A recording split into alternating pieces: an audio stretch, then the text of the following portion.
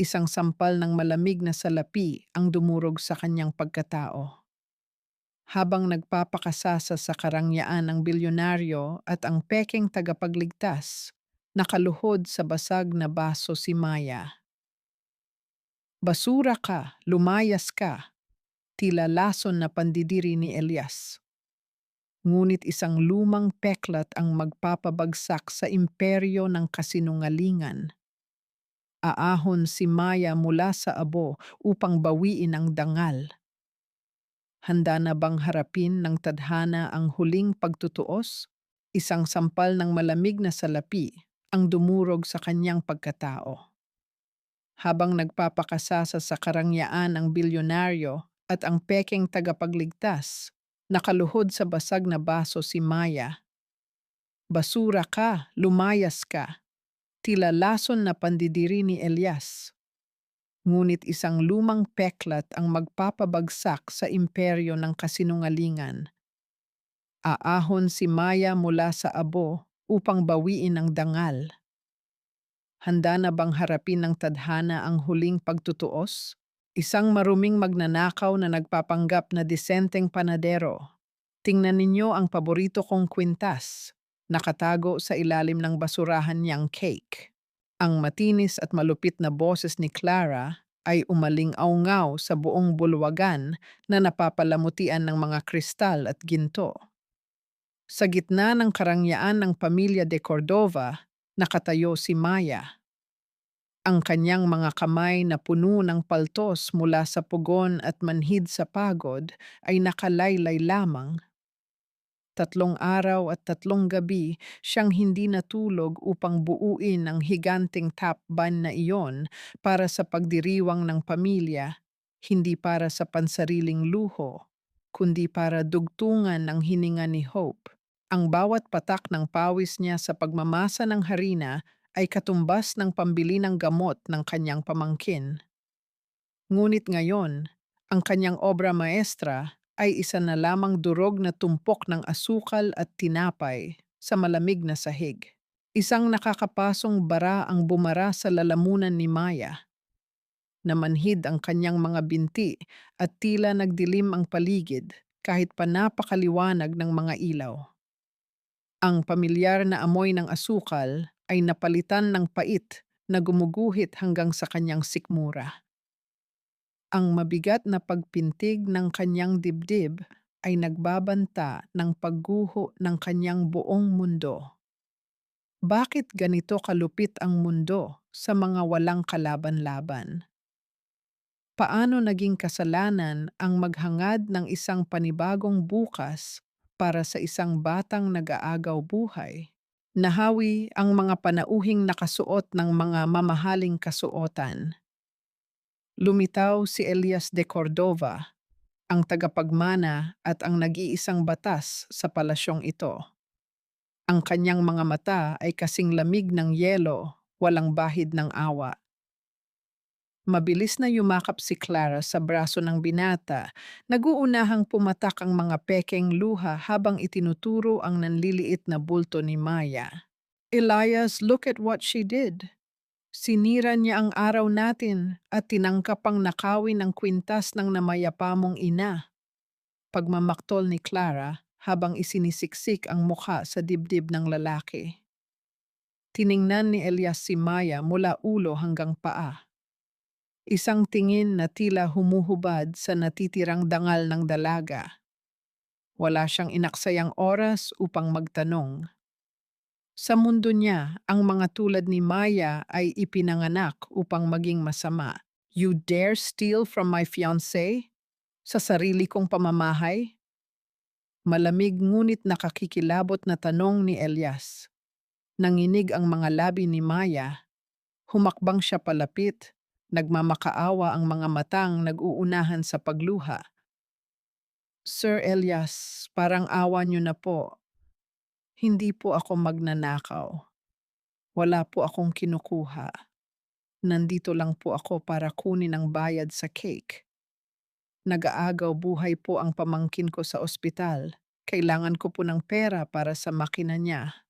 Ngunit sa halip na maawa, Isang mapangutyang ngiti ang sumilay sa mga labi ni Elias. Inilabas niya ang kanyang pitaka. Hinugot ang isang makapal na limpak ng mga lukot na salapi at walang kaabog-abog na inihagis ito sa mismong mukha ni Maya. Ang mga pera ay nagliparan at bumagsak sa sahig na puno ng mga basag na bubog mula sa lalagyan ng cake. Gusto mo ng pera? Here, pambayad sa pagiging magaling mong artista. Ngayon pulutin mo yan at umalis ka sa paningin ko bago pa kita ipakulong, you filthy trash. Utos ni Elias bago niya muling niyakap si Clara na ngayoy palihim na ngumingiti ng tagumpay. Dahan-dahang lumuhod si Maya. Bumaon ang mga matutulis na piraso ng basag na kristal sa kanyang mga tuhod, ngunit hindi niya ininda ang sakit ng kanyang laman. Mas masakit ang pagdurog sa kanyang pagkatao. Nanginginig ang kanyang mga daliring duguan habang pinupulot ang bawat lukot na papel sa sahig. Isang mainit na luha ang pumatak mula sa kanyang mga mata. Humalo sa saganang dugong tumutulo mula sa kanyang tuhod at pumakat sa lukot na salaping ginamit upang bilhin ang kanyang dangal. Mula sa isang madilim na sulok, nakatayo ang matandang trooper na si Mang Berto. Napatakip siya sa kanyang bibig nang masinagan ng ilaw ang braso ni Maya. Sa paggalaw ng dalaga, tumaas ang punit niyang manggas at inilantad ang isang malaking peklat na hugis buwang sikat. Isang marka ng matinding pagkasunog na 15 taon na niyang pilit kinakalimutan. Ang peklat ng tunay na nagligtas sa batang si Elias. Bago pa man makapagsalita si Mang Berto, walang awang kinaladkad ng mga gwardya si Maya palabas ng mansyon. Itinaboy siya sa gitna ng malakas at walang habas na buhos ng ulan.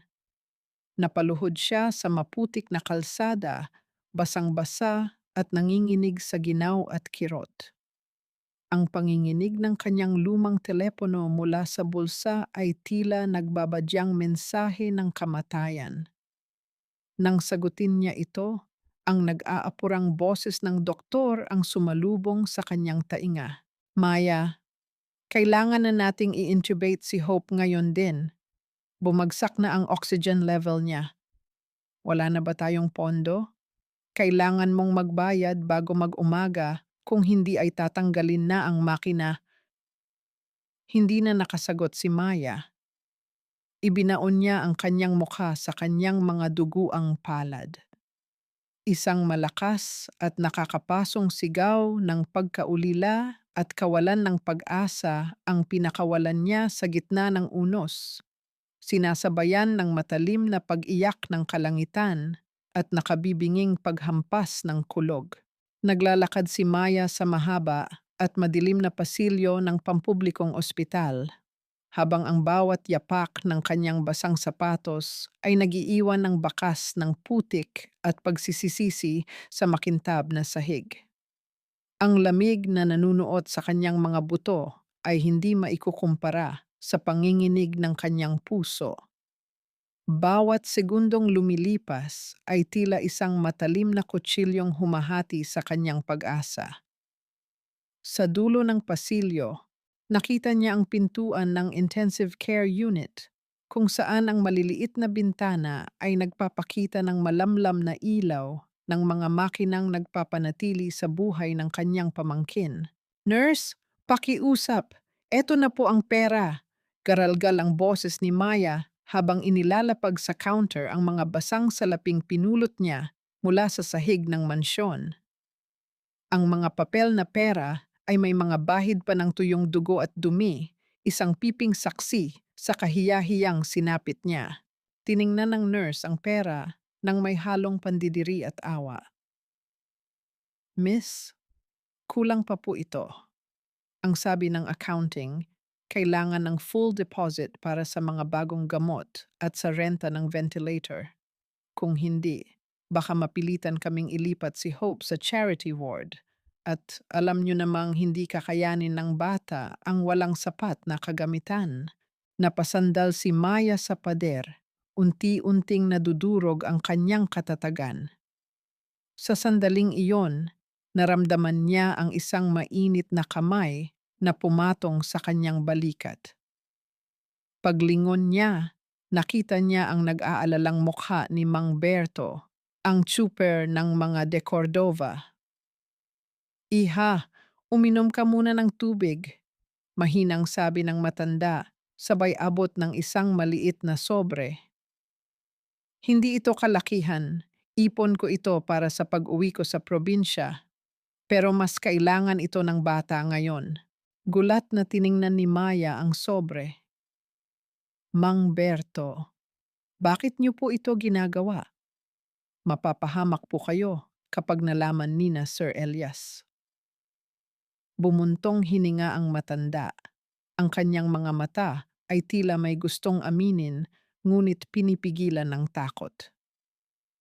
"Hindi ko kayang makitang nagdurusa ang isang taong may ganyang marka sa katawan.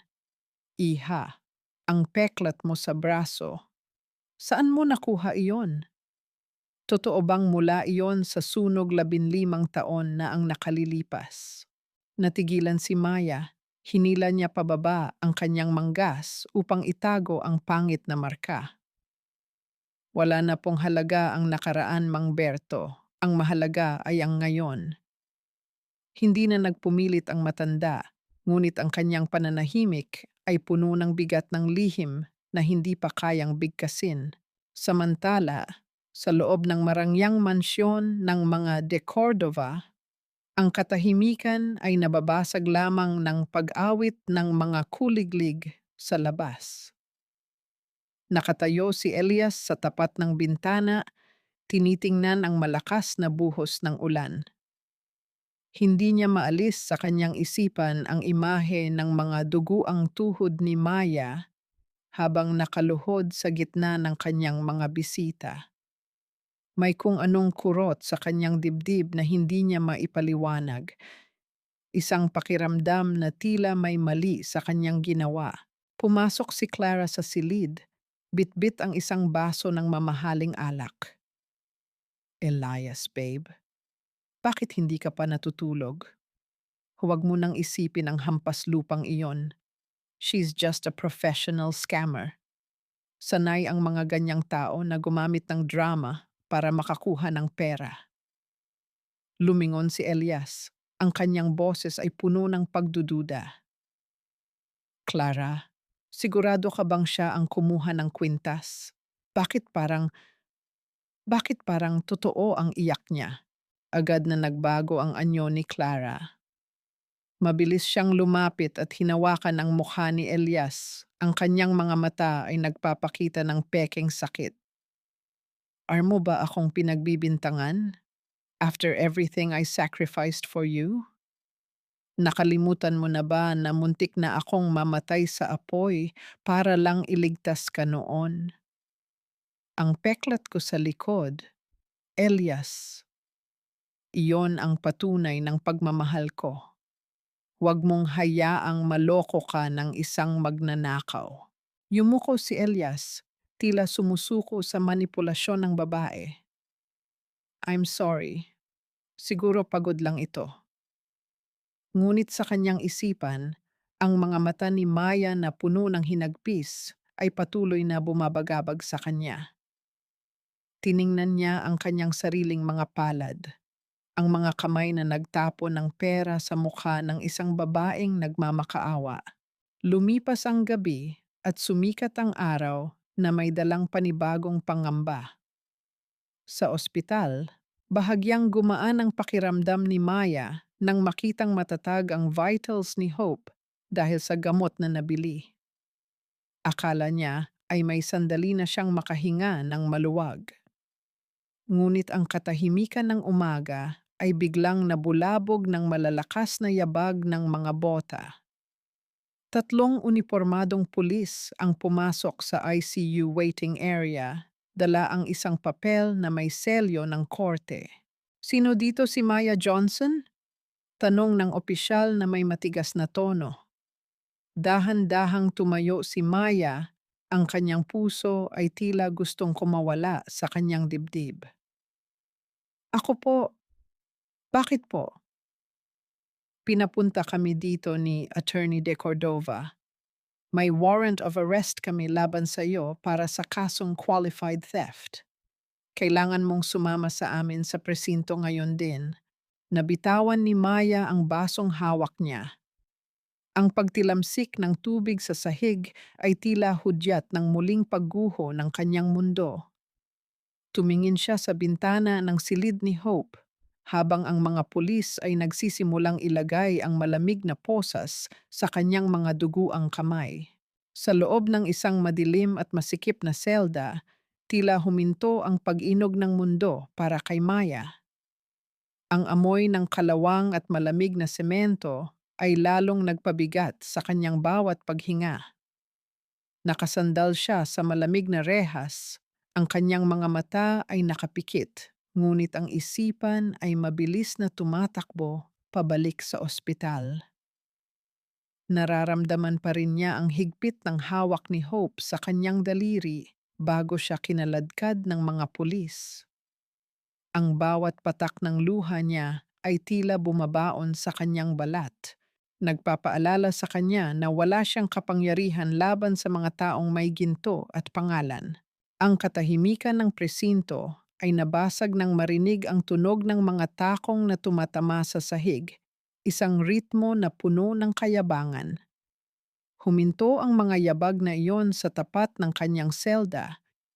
Idinilat ni Maya ang kanyang mga mata at tumambad sa kanya ang nakangising mukha ni Clara. Suot ang isang mamahaling puting terno na tila sumasalamin sa kanyang mapagpanggap na kalinisan. Sa likuran niya, nakatayo si Elias. Ang mga kamay ay nasa loob ng bulsa at ang mukha ay parang isang pader na walang emosyon. Napakasikip pala dito, hindi ba? Pangungutya ni Clara habang iwinawagayway ang isang panyo sa tapat ng kanyang ilong. Sabi ko naman sa iyo, Maya, ang mga magnanakaw ay nababagay sa likod ng mga rehas. Pero dahil mabait ako, narito kami para bigyan ka ng isang pagkakataon. Tumayo si Maya ng may hirap. Ang kanyang mga tuhod ay nanginginig pa rin mula sa mga sugat kagabi. Ano ang gusto niyo sa akin? Nakuha niyo na ang lahat.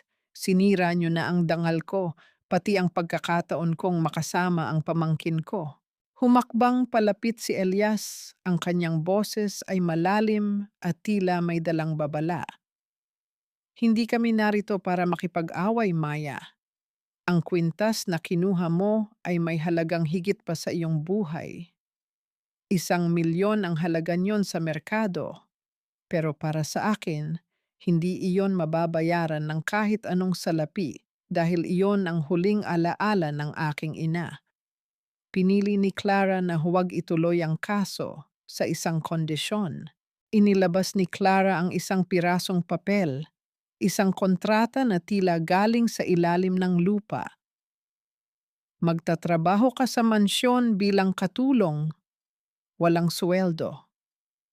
Ang bawat sentimo ng iyong dapat nakita ay mapupunta sa pagbabayad ng utang mo sa nawawalang kwintas.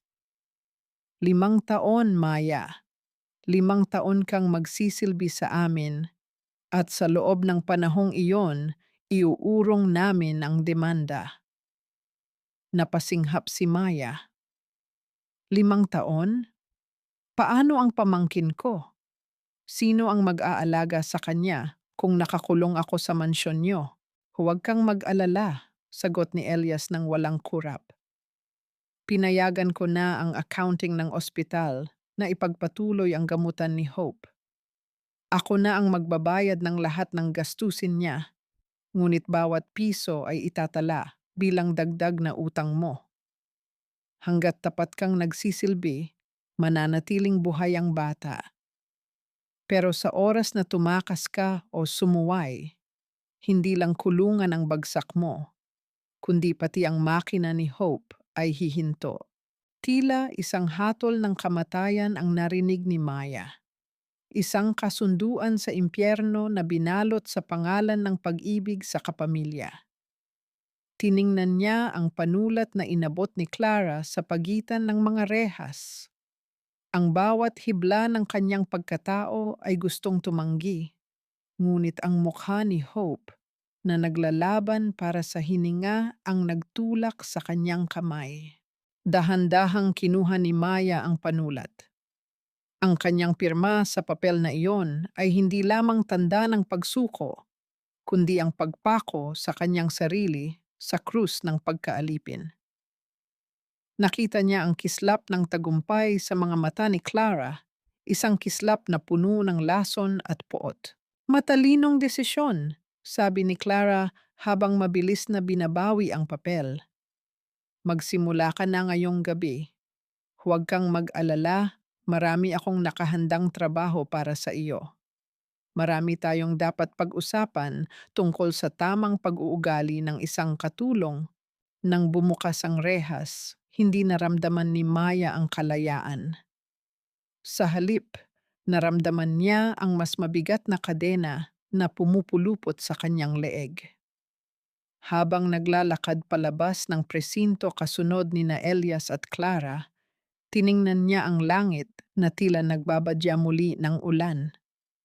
Ang karangyaan ng itim na sasakyang naghihintay sa kanila ay tila isang kabaong nalalamon sa kanyang nalalabi pang pangarap.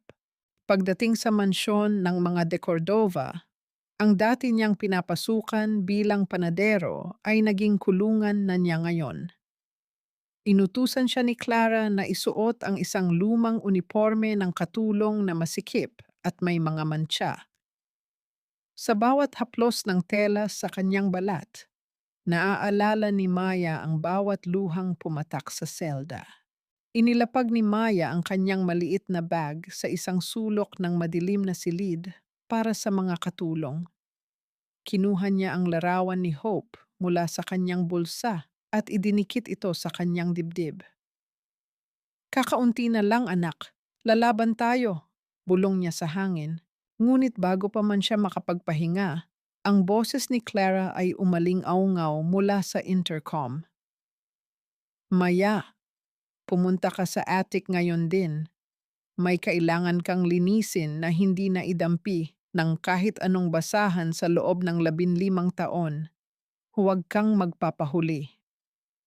Napatigil si Maya, ang attic. Ang lugar kung saan nagsimula ang lahat ng sakit. Ang lugar kung saan ang usok ng nakaraan ay tila hindi pa rin ganap na nawawala. Ang bawat baitang ng hagdan patungo sa attic ay tila isang hakbang pabalik sa isang bangungot na pilit ng ibinaon ng panahon. Hawak ni Maya ang isang timba at lumang basahan. Ang kanyang mga kamay ay nanginginig sa bawat yabag na lumilikha ng dumaing na tunog sa lumang kahoy. Pagbukas niya ng pinto, sinalubong siya ng amoy ng alikabok, amag, at isang kakaibang halimuyak ng nasunog na kahoy na tila nanahan na sa mga sulok ng silid na iyon sa loob ng 15 taon.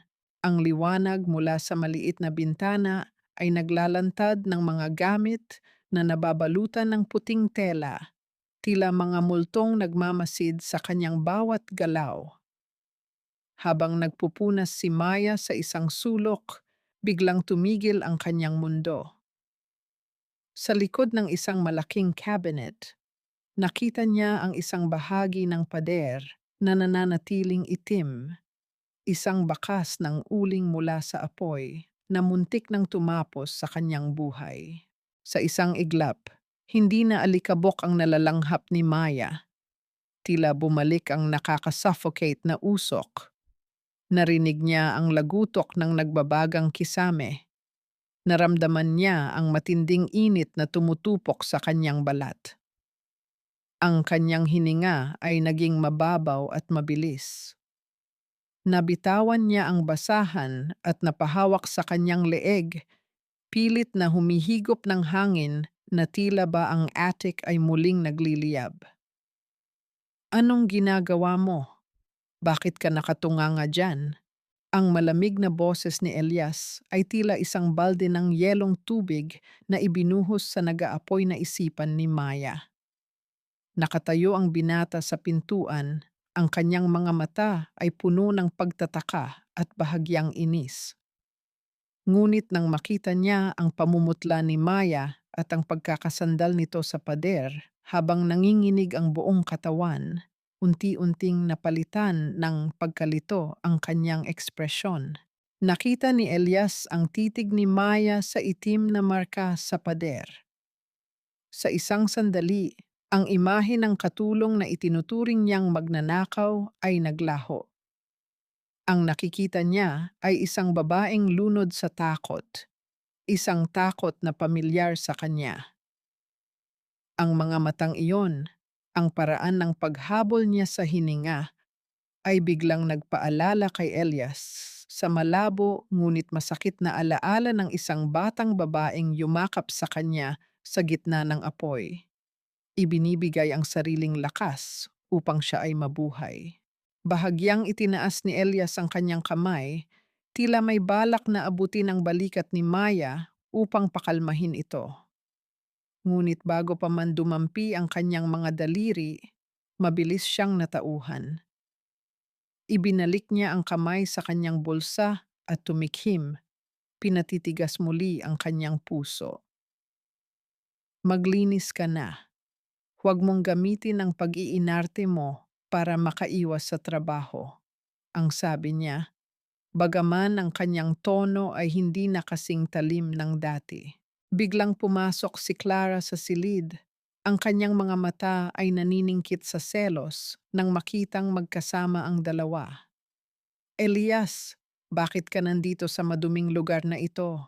At ikaw, baling niya kay Maya. Bakit hindi ka pa gumagalaw? Ang bagal-bagal mo talaga. Sa kabilang panig ng silid, may isang mamahaling florera na nakapatong sa isang mesa. Sinadya ni Clara na dumaan malapit dito at gamit ang kanyang siko, itinulak niya ito. Ang tunog ng pagbasag ng porselana ay umaling-awngaw sa buong attic. Nagkalat ang mga matatalim na piraso sa paanan ni Maya. "Oh my God! Look what you did, Maya! Ang tanga-tanga mo! Nabasag mo ang paboritong vase ni Donya." Sigaw ni Clara, ang kanyang boses ay puno ng pekeng gulat. "Elias, tingnan mo siya. Wala na ngang ginagawa, nakakasira pa ng gamit." Hinihintay ni Maya ang galit ni Elias. Inihanda niya ang kanyang sarili sa panibagong pasakit. Ngunit sa halip na sumigaw, tiningnan lang ni Elias ang basag na florera. Pagkatapos ay tumingin siya kay Clara na tila ba ngayon lang niya nakita ang tunay nitong anyo sa ilalim ng maliwanag na ilaw. "Clara, stop it!" Mahinahong sabi ni Elias. "Nakita ko ang nangyari. Hindi niya hinawakan ang florera." Natigilan si Clara. Ang kanyang mukha ay namula sa hiyang hindi niya inaasahan. "But Elias," I said stop. "Lumabas ka na muna." Putol ni Elias sa kanyang fiancé. Binalaling niya ang kanyang tingin kay Maya, na ngayoy nakayuko at pilit na pinupulot ang mga piraso ng porselana gamit ang kanyang nanginginig na kamay. "Maya, iwanan mo na yan. Pumunta ka sa kusina at gamutin mo ang sugat sa kamay mo. Pagkatapos, pumunta ka sa study room ko. May mga kailangang ayusin doon." Habang naglalakad palabas si Clara na may kasamang dabog, hindi niya napansin na nahulog ang kanyang telepono sa ibabaw ng isang lumang upuan. Sa madilim na sulok, umilaw ang screen nito. Isang mensahe mula sa isang hindi kilalang numero ang lumitaw. "Nasaan na ang dagdag na pera? Kung ayaw mong malaman nila ang totoo tungkol sa nangyari 15 taon na ang nakalilipas, magbayad ka." Pagkalipas ng ilang sandali, nang medyo kumalma na ang kanyang pakiramdam, pumasok si Maya sa study room ni Elias. Ang silid ay puno ng amoy ng lumang libro at mamahaling leather. Habang nag-aayos ng mga papel sa ibabaw ng malaking desk, nakuha ng isang maliit na sketchpad ang kanyang atensyon. Nakalantad ang isang pahina kung saan may isang drawing na tila ginawa ng may matinding emosyon. Ito ay isang disenyo ng isang pendant, isang hugis ng Vang Trang Huit o Crescent Moon na may mga linyang tila mga bitak o peklat na nakapalibot dito. Nanlamig ang buong katawan ni Maya. Ang disenyo sa papel ay eksaktong katulad ng hitsura ng kanyang peklat sa Koh Tai. Ang markang iniwan ng nagbabagang bakal noong gabing iligtas niya ang isang batang lalaki sa gitna ng nagngangalit na apoy. Tila naging yelo ang dugo ni Maya habang nakatitig sa disenyo ng pendant sa ibabaw ng mesa ni Elias. Ang bawat linya ng iginuhit na Vang Trang Huit ay tila isang daliring nakaturo sa kanyang lihim. Naramdaman niya ang pamilyar na kurot sa kanyang kotay, ang bahagi ng balat na habambuhay ng minarkahan ng apoy. Mabilis niyang ibinaba ang kanyang manggas, pilit na ikinukubli ang katotohanang baka magdala sa kanya sa mas malalim na kapahamakan. Bakit mo hinahawakan ang mga gamit ko? Ang boses ni Elias ay galing sa likuran, malalim at puno ng pag-uusisa.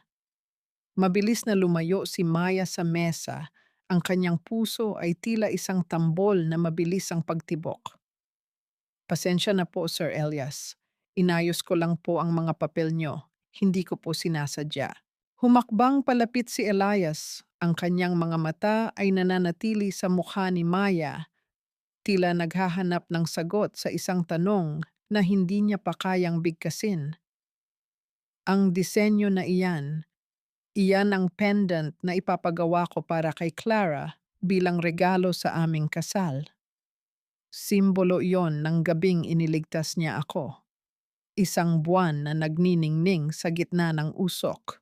Isang mapait na ngiti ang muntik ng kumawala sa mga labi ni Maya. Isang buwan sa gitna ng usok. Ang simbolo ng kanyang sakripisyo ay ngayoy gagawing alahas para sa babaeng nagnakaw ng kanyang buhay. Hindi siya kumibo. Sa halip ay mabilis siyang naglakad palabas. Tanging ang tunog ng kanyang paghinga ang naririnig sa tahimik na silid. Sa labas ng silid, sinalubong siya ni Mang Berto na tila kanina pa naghihintay. Hinawakan ng matanda ang kanyang siko at dinala siya sa isang sulok kung saan walang makakarinig. Iha, mag-iingat ka. Nakita ko kung paano ka tumingin sa drawing na iyon. Huwag mong hahayaan na makita nila ang peklat mo. Ang buwan sa bahay na ito ay sumpa para sa mga tulad nating maliliit. Bago pa makasagot si Maya, ang matinis na tinig ni Clara ay umaling-aungaw mula sa malawak na sala. Maya, nasaan ka na namang babae ka? Halika rito ngayon din. Pagbaba ni Maya, nakita niya si Clara na nakatayo sa gitna ng sala, hawak ang isang baso ng katas ng prutas. Sinadya nitong itapon ang laman ng baso sa makintab na sahig, dahilan upang kumalat ang malagkit na likido sa paanan ng mamahaling sofa. Linisin mo iyan. Gamitin mo ang mga kamay mo, huwag kang gagamit ng mop. Gusto kong makitang kumikinang ang sahig na iyan bago dumating ang mga bisita ni Elias. Utos ni Clara, ang kanyang mukha ay puno ng matapobreng ngiti. Dahan-dahang lumuhod si Maya. Ang lamig ng sahig ay bumaon sa kanyang mga tuhod habang sinisimulan niyang kuskusin ang dumi gamit ang isang maliit na basahan. Sa itaas niya, nakatayo si Clara, ang mga dulo ng kanyang matutulis na sapatos ay tila nanunukso sa bawat galaw ni Maya. Alam mo, Maya, kahit anong linis mo sa sahig na ito, mananatili kang dumi sa paningin namin. Isang magnanakaw na binigyan lang ng pagkakataong huminga. Bulong ni Clara habang dinidigan ng kanyang boses ng lason. Mula sa itaas na palapag, nakadungaw si Elias sa pasimano. Pinapanood niya ang eksena sa ibaba, ang pagmamalupit ni Clara at ang tahimik na katatagan ni Maya. Isang malaking pagtatalo ang nagaganap sa kanyang isipan. Ang babaeng mahal niya, ang kanyang tagapagligtas, ay nagpapakita ng ugaling hindi niya kailanman nakita noon.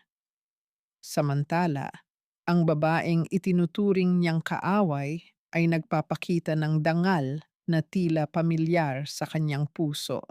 Sa gitna ng kanyang paglilinis, naramdaman ni Maya ang isang kakaibang titig mula sa labas ng mansyon. Sa may malaking pintuang bakal, may isang lalaking nakasuot ng maduming jacket na tila nagmamasid. Nang makita nitong nakatingin si Maya, mabilis itong naglakad palayo. Ngunit sapat na ang sandaling iyon upang makita ni Maya ang takot sa mga mata ni Mang Berto na nakatayo malapit sa gate. Lumipas ang mga oras at sumapit ang gabi. Ang mansyon ay binalot ng isang mabigat na katahimikan. Sa loob ng study room, si Elias ay mag-isang umiinom ng alak. Ang bote ay halos kalahati na ang bawas. Ang bawat lagok niya ay tila pilit na lumulunod sa mga tanong na hindi niya mahanapan ng sagot. Bakit hindi siya mapalagay? Bakit sa bawat pagpikit niya, hindi ang mukha ni Clara ang nakikita niya, kundi ang mga mata ni Maya na puno ng ulan? Dala ng espiritu ng alak, lumabas si Elias ng silid at naglakad patungo sa kusina, naghahanap ng malamig na tubig. Doon, nakita niya si Maya na abala pa rin sa pag-aayos ng mga kagamitan sa ilalim ng malamlam na ilaw. Ang buhok ni Maya ay bahagyang nakawala sa pagkakatali at ang kanyang mukha ay bakas ng matinding pagkapagod. Sa kalasingan at kalituhan, ang paningin ni Elias ay tila naglaro. Ang kusina ng mansyon ay tila naging isang silid na puno ng usok. Ang Maya na nasa harap niya ay tila naging ang batang babaeng matagal na niyang hinahanap sa kanyang mga panaginip. Humakbang siya palapit. Ang kanyang mga hakbang ay hindi sigurado. Bago pa man makapagsalita si Maya, biglang hinawakan ni Elias ang magkabilang balikat ng dalaga at isinandal ito sa pader. Ang amoy ng alak ay humalo sa bango ng harina na laging dala ni Maya. Sino ka ba talaga? Bulong ni Elias, ang kanyang boses ay paos at puno ng sakit. Bakit tuwing tinitingnan kita, tila sumisigaw ang puso ko na kilala kita? Bakit mas pakiramdam ko na ikaw ang nagligtas sa akin kaysa sa babaeng pakakasalan ko? Nagulat si Maya. Ang kanyang hininga ay huminto nang maramdaman ang init ng katawan ni Elias na malapit sa kanya. Sa isang sandali, ang lahat ng galit at sakit ay naglaho, napalitan ng isang mapanganib na pagnanais na sabihin ang lahat. Ngunit bago pa siya makasagot, naramdaman niya ang bigat ng ulo ni Elias na bumagsak sa kanyang balat. Ang init ng hininga ni Elias na tumatama sa leeg ni Maya ay tila isang apoy na sumusunog sa natitirang depensa ng kanyang puso. Sa gitna ng madilim na kusina, kung saan tanging ang mahinang liwanag mula sa refrigerator ang nagsisilbing saksi, ang bilyonaryong kinatatakutan ng lahat ay mukhang isang batang naliligaw sa dilim. Ang bigat ng kanyang katawan na nakasandal kay Maya ay hindi lamang dahil sa alak, kundi dahil sa mga lihim at responsibilidad na matagal na niyang pasan. Bakit? Bakit ang sakit dito? Bulong ni Elias habang ang kanyang kamay ay marahang tumama sa sarili niyang dibdib bago muling lumaylay. Ang kanyang boses ay tila isang punit na telang hindi na kayang tagpiin. Lahat sila, Maya, may kailangan sa akin. Pera, kapangyarihan, pangalan. Pero ikaw, bakit ang mga mata mo lang ang tanging hindi humihingi ng anuman sa akin? Naramdaman ni Maya ang isang matinding habag na unti-unting lumulunod sa kanyang galit. Gusto niyang itulak ang lalaki. Gusto niyang isigaw ang lahat ng kawalang katarungang ginawa nito sa kanya. Ngunit ang pakiramdam ng basang pisngi ni Elias na dumaing sa kanyang balat ay nagpatigil sa kanya. Sa kabila ng lahat ng pasakit, ang likas na kabutihan ni Maya ang nanaig. Dahan-dahang itinaas ni Maya ang kanyang kamay. Nag-aalangan ang kanyang mga daliri, tila natatakot na baka ang pagdampi niya ay magdala ng mas malaking gulo. Ngunit sa huli, marahang lumapag ang kanyang palad sa likod ni Elias. Tinatapik-tapik ito ng banayad. Isang kilos ng pag-alo na madalas niyang ginagawa kay Hope tuwing sinusumpong ito ng hirap sa paghinga. Magpahinga na po kayo, Sir Elias, mahinang sabi ni Maya. Ang kanyang boses ay parang isang oyayi sa gitna ng gabi. Ang alak ay hindi sagot sa mga tanong na puso lamang ang makakaresolba. Hindi nila alam na mula sa madilim na pasilyo patungo sa kusina, nakatayo si Clara. Ang kanyang mga kamay ay mahigpit na nakakapit sa gilid ng pader hanggang sa mamuti ang kanyang mga kuko. Ang kanyang mga mata ay naniningkit sa galit at matinding selos habang pinapanood ang tagpong iyon. Para kay Clara, ang bawat haplos ni Maya kay Elias ay isang banta sa kanyang marangyang kinabukasan. Ang takot na mawala ang lahat ng kanyang ninakaw ay unti-unting napalitan ng isang mapanganib na plano. Kinaumagahan, nagising si Elias sa sofa ng kanyang study room na may nakakumot na makapal at mabangong tela. Isang amoy na pamilyar sa kanya, amoy ng sariwang tinapay at malinis na tubig. Agad siyang napaupo.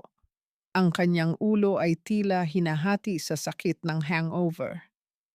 Naalala niya ang bawat detalye ng nangyari sa kusina, ang init ng katawan ni Maya, ang banayad na tapik sa kanyang likod, at ang pakiramdam ng kapayapaan na matagal na niyang hindi nararamdaman sa piling ni Clara.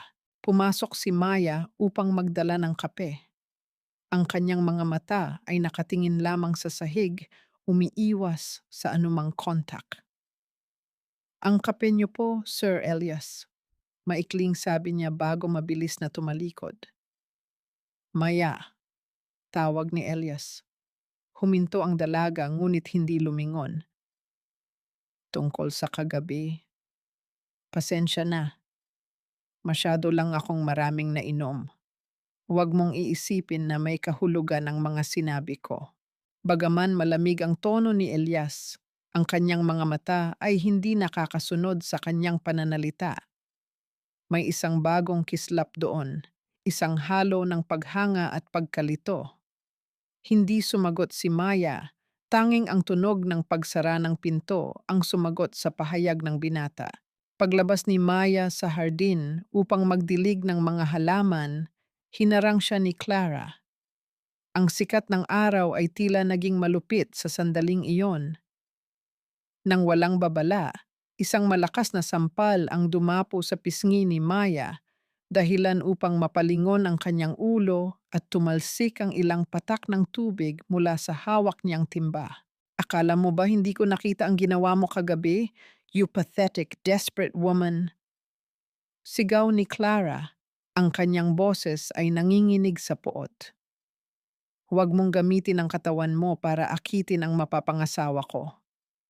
Isang utos ko lang sa hospital, Maya. Sisiguraduhin kong titigil ang supply ng oxygen ni Hope bago lumubog ang araw. Nanlaki ang mga mata ni Maya. Ang sakit sa kanyang pisngi ay nawala, napalitan ng isang malamig na takot para sa buhay ng kanyang pamangkin. Ang bawat salita ni Clara ay tila isang bitay na humihigpit sa kanyang leeg. Huwag, huwag niyo pong idadamay ang bata. Pabulong na pagsusumamo ni Maya, ang kanyang buong katawan ay nagsimulang manginig sa gitna ng maliwanag na hardin. Then stay away from him. Maging aso ka kung gusto mong mabuhay ang batang iyon. Muling bulyaw ni Clara bago ito naglakad palayo. Iniwan si Maya na nakatayo sa ilalim ng initan. Hawak ang kanyang namamagang pisngi habang ang mundo ay tila muling dumidilim sa kanyang paningin. Ang bawat patak ng ulan ay tila mga karayom na tumutusok sa pagod na balat ni Maya. Sa gitna ng malakas na buhos ng langit, nakaluhod siya sa semento ng driveway, hawak ang isang maliit na brush.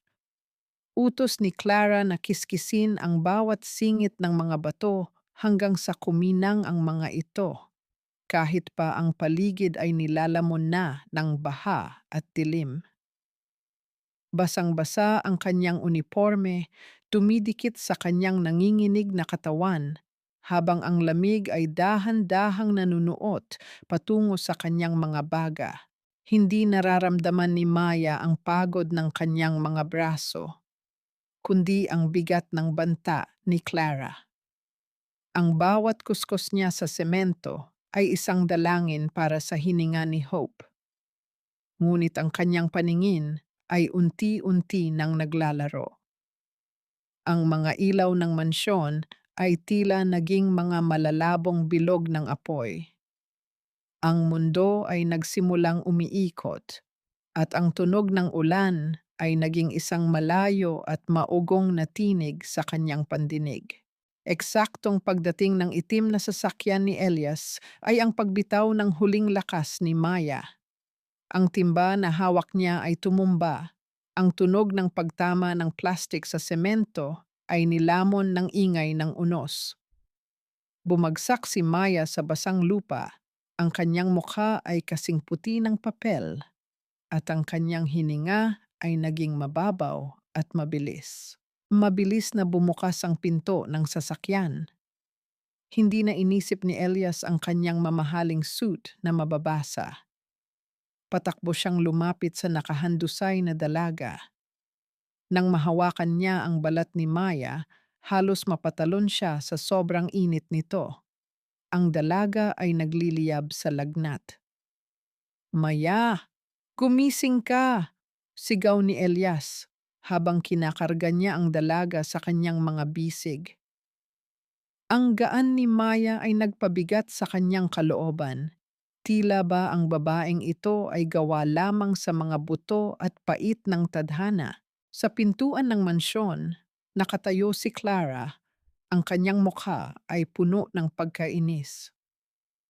"Elias, what are you doing? Hayaan mo ang mga guard na bumuhat sa kanya. Madudumihan ang carpet." Hindi siya nilingon ni Elias. "Tumawag ka ng Doktor, Clara. Ngayon din." Ang boses ni Elias ay puno ng awtoridad at isang uri ng takot na hindi niya maipaliwanag. Dinala niya si Maya sa pinakamalapit na silid, maingat na inihiga sa malambot na kama, at hindi alintana ang tubig na tumutulo mula sa kanilang mga damit. Habang hinihintay ang doktor, kumuha si Elias ng palanggana ng mainit na tubig at malinis na tela. Siya mismo ang nagpunas sa noo at mga kamay ni Maya. Sa gitna ng mahimbing at masakit na pagkakatulog, nagsimulang gumalaw ang mga labi ni Maya.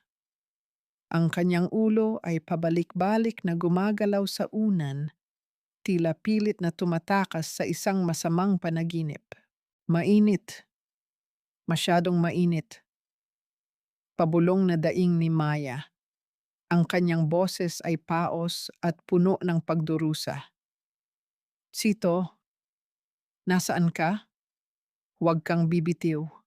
Ang apoy, susunugin tayo ng apoy." Napatigil ang kamay ni Elias. Ang tanging tumatawag sa kanya ng sito ay ang kanyang yumaong ina at ang batang babaeng nagligtas sa kanya 15 taon na ang nakalilipas. Ang kanyang puso ay nagsimulang tumibok ng mabilis, isang uri ng kaba na tila may malaking pader na gumuho sa kanyang harapan. Ano ang sinabi mo? Bulong ni Elias. Inilapit niya ang kanyang tainga sa bibig ni Maya.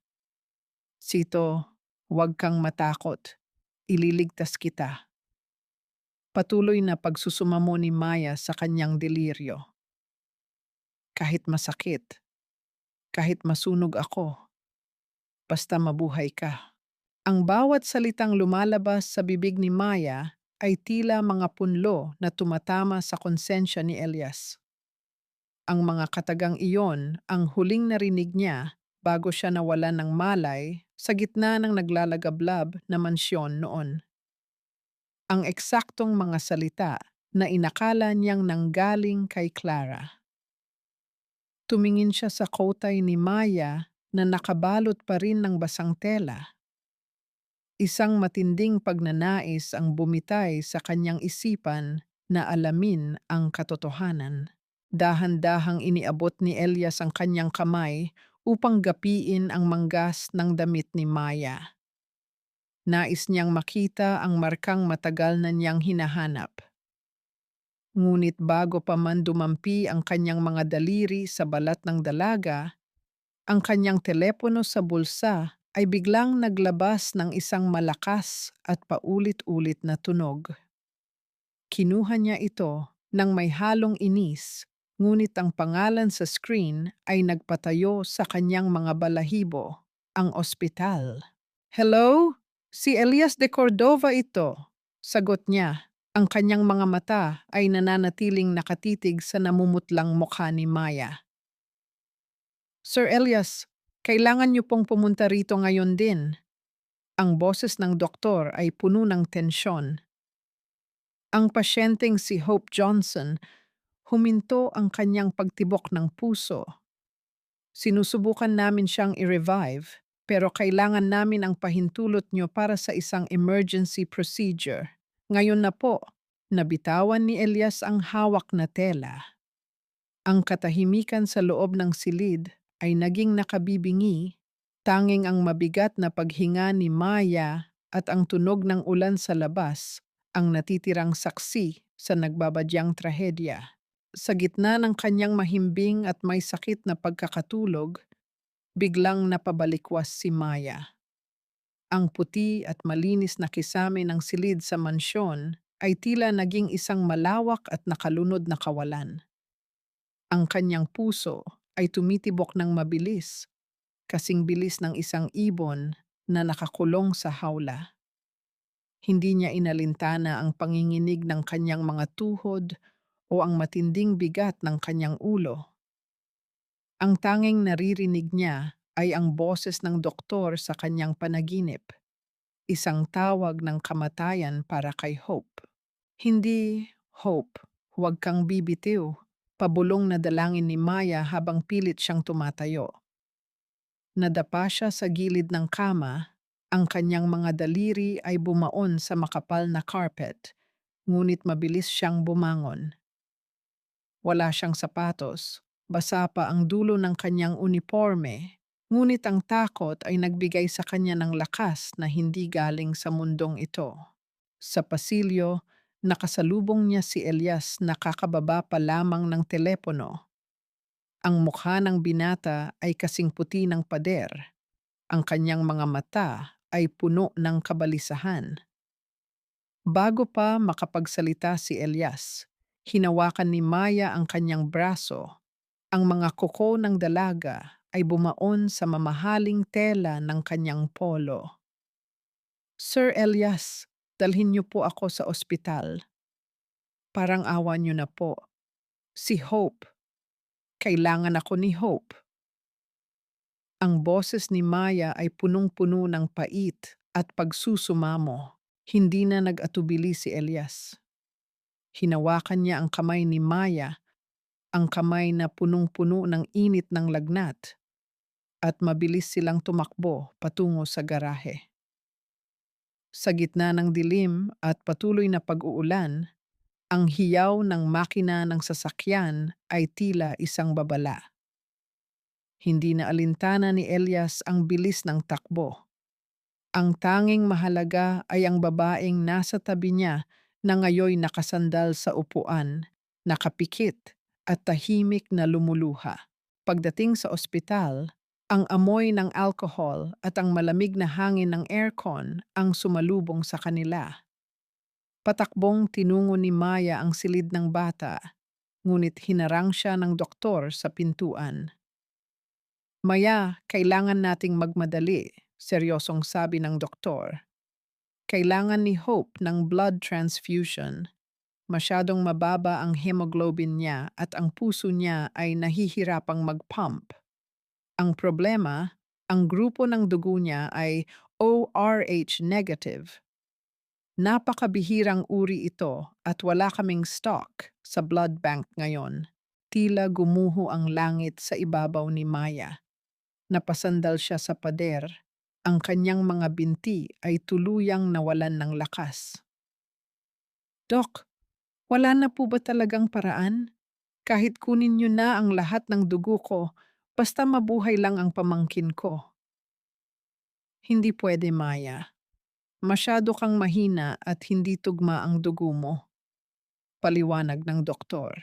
Sa sandaling iyon, ang tunog ng marahas na pagbukas ng pinto ng ospital ay umalingaw-ngaw. Pumasok si Clara. Ang kanyang mukha ay hindi bakas ng pag-aalala kundi ng isang mapanganib na tagumpay. Lumapit siya kay Maya, ang bawat yabag ng kanyang sapatos ay tila isang kumpas ng kamatayan.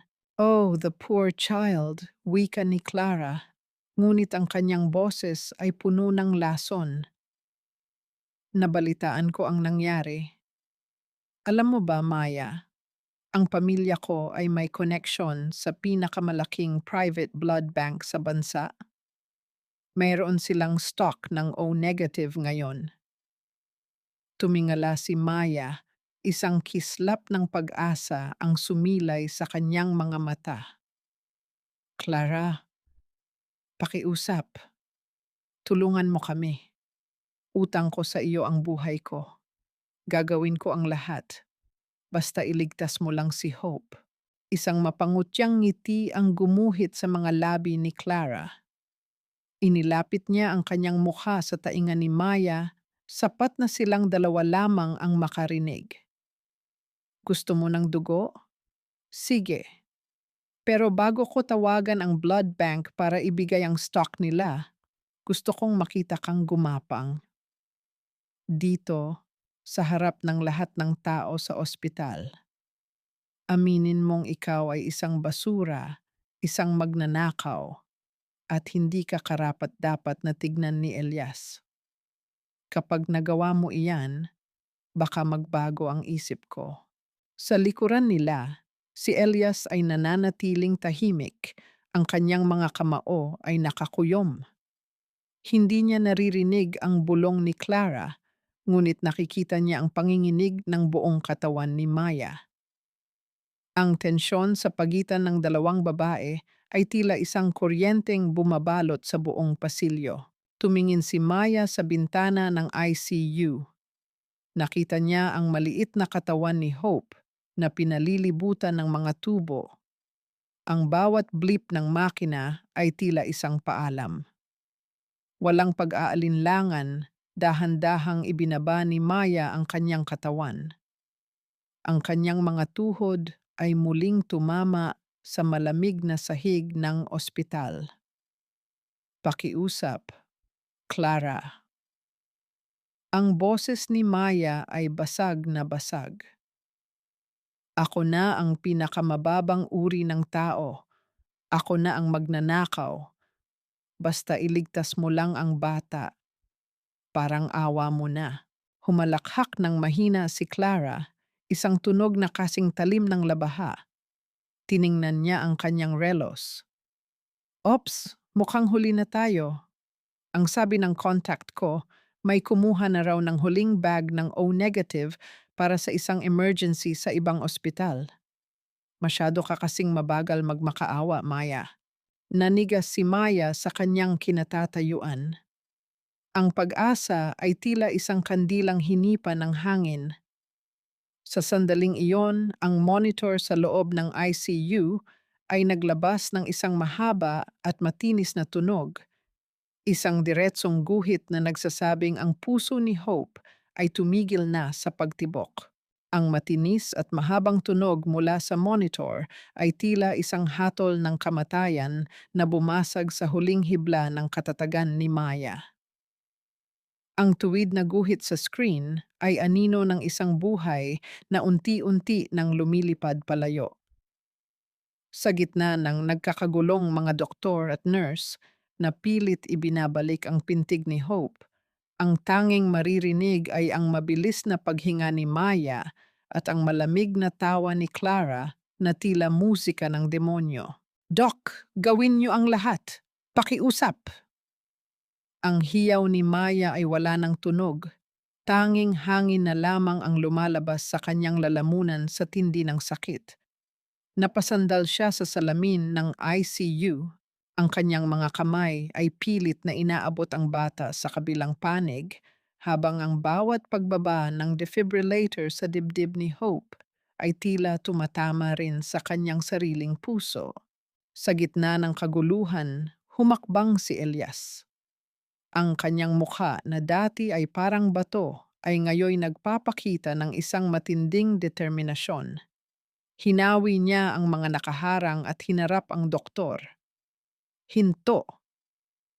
Ang utos ni Elias ay umaling-aungaw sa buong pasilyo, puno ng awtoridad na hindi matatanggihan. "Ako. Gamitin niyo ang dugo ko o RH negative ako. Kunin niyo ang lahat ng kailangan niyo. Iligtas niyo lang ang bata." Napatigil si Clara. Ang kanyang mukha na kanina ay puno ng tagumpay ay biglang napalitan ng takot at pagkalito. Mabilis siyang lumapit at hinawakan ang braso ni Elias. Ang kanyang mga kuko ay bumaon sa balat ng binata. "Elias, no! Are you crazy?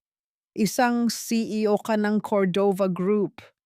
Hindi mo pwedeng ibigay ang dugo mo sa batang iyan. Isang hamak na anak pawis lang siya, Elias. Don't risk your health for them." Tiningnan ni Elias si Clara, at sa unang pagkakataon sa loob ng maraming taon, nakita niya ang isang estranghero sa likod ng magandang mukha ng kanyang fiancé. "Dugo lang ito, Clara. Pero ang buhay ng bata ay hindi nababayaran ng kahit anong posisyon o pera. Bitawan mo ako." Padabog na itinulak ni Elias ang kamay ni Clara. Habang inihahanda ng mga nurse ang higaan para sa blood transfusion, mabilis na lumapit si Maya kay Elias. Ang kanyang mga mata ay puno ng pasasalamat na hindi kayang bigkasin ng dila. Ngunit bago pa man siya makalapit, hinarang siya ni Clara ng may kasamang matinding puwersa. "You witch! Ginamit mo ang awa para akitin ang asawa ko!" Sigaw ni Clara habang dinadamba si Maya. Sa tindi ng kanyang galit at selos, hinawakan ni Clara ang braso ni Maya at pilit itong itinulak palayo sa pintuan ng operating room. Narinig ang tunog ng punit na tela nang mabitawan ni Clara ang manggas ng uniforme ni Maya.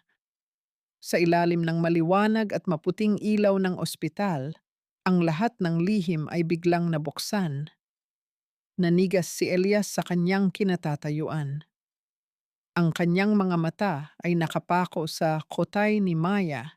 Doon, sa balat na dati, ay pilit itinatago ng mahabang manggas ay ang isang malaking peklat na hugis, Vang Tranquit o gasuklay na buwan.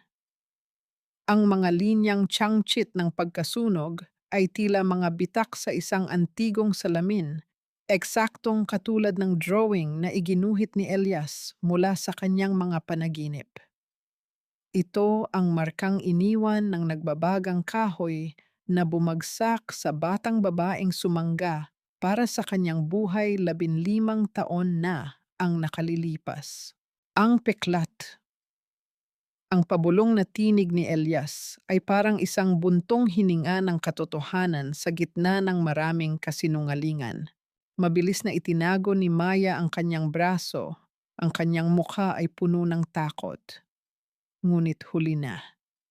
Hinawakan ni Elias ang kanyang kotay. Ang kanyang hawak ay banayad ngunit mahigpit, tila natatakot na baka maglaho muli ang katotohanang nasa harap niya. Inilapit ni Elias ang kanyang mukha sa peklat at sa harap ng lahat, idinampi niya ang kanyang mga labi sa pangit at sunog na balat ni Maya. Ikaw, bulong ni Elias, ang kanyang mga mata ay nagsimulang manggilid ng luha habang nakatingin kay Maya. Ikaw ang nagligtas sa akin. Ikaw ang sito ko. Napalingon si Elias kay Clara. Ang kanyang mga mata ay naglalabas ng isang uri ng galit na kasing init ng apoy na muntik nang tumapos sa kanya. Si Clara ay napaatras. Ang kanyang mukha ay kasing puti ng semento, habang ang monitor sa loob ng silid ay biglang naglabas ng isang mahina ngunit paulit-ulit na tunog ng pagtibok. Isang hudyat na ang buhay ni Hope ay muling nagbabalik dahil sa dugong handang ibigay ni Elias. Ang katahimikan sa pasilyo ng ospital ay tila isang mabigat na kumot na bumabalot sa lahat ng naroon. Ang tanging maririnig ay ang mabilis at nangangatal na paghinga ni Elias habang hawak pa rin niya ang siyotay ni Maya. Ang bawat linyang sunog sa balat ng dalaga ay tila mga titik ng isang kwentong matagal na niyang binabasa ngunit ngayon lamang niya naintindihan. Bakit hindi mo sinabi?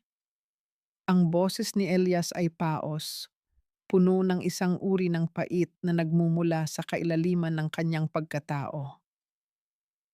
Bakit hinayaan mong tapakan ko ang dangal mo? Bakit hinayaan mong ituring kitang basura samantalang ikaw ang dahilan kung bakit ako humihinga ngayon? Hindi makapagsalita si Maya. Ang kanyang mga mata ay pagod na pagod. Wala nang natitirang luha para sa sariling kirot. Ang tanging nagawa niya ay bawiin ang kanyang kamay at ayusin ang punit na manggas. Pilit na ikinukubli ang katotohanang huli na ang lahat para itago. Elias, huwag kang maniwala sa kanya. Ang matinis na sigaw ni Clara ay bumasag sa tensyon. Mabilis siyang lumapit at pilit na humawak sa braso ni Elias. Ang kanyang mukha ay balot ng takot na pilit itinatago ng galit. Isang peklat lang iyan.